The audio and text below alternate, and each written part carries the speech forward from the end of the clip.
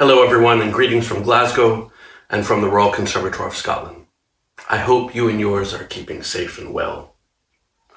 Throughout this time, so many of us have been amazed at the bravery of so many people, whether they're working out at the checkout at our local Tesco's or Sainsbury's, or they're on the front lines in the NHS.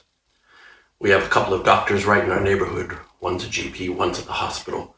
And I'm amazed at the diligence, care, and bravery that they show every day going to work to keep us all safe. I'm also amazed at the huge outgrowth of creativity by our fellow performing artists across all genres.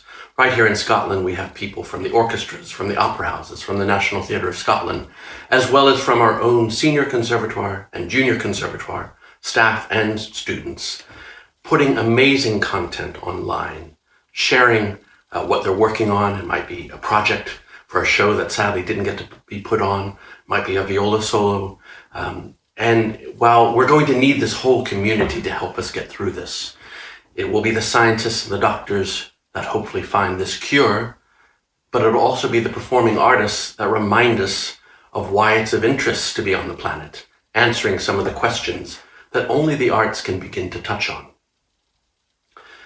One of the talks I have often given to the incoming class of students at the RCS is on the power of harmony.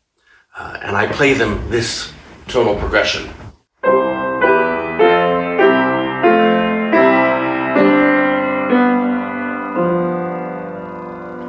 And then I walk away and it's really annoying when you hear this. And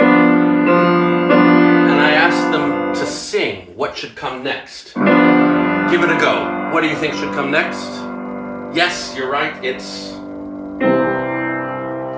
And that's because you've got this note, the B wanting to resolve upward to the C, and the F wanting to resolve downward to the E.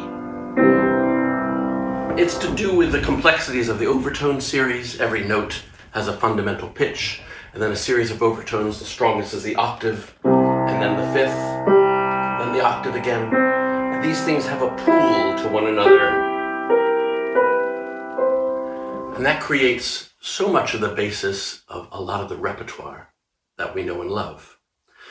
And one of the most beautiful and simple and yet profound examples of this is the very first prelude of the Well-Tempered Clavier by Bach.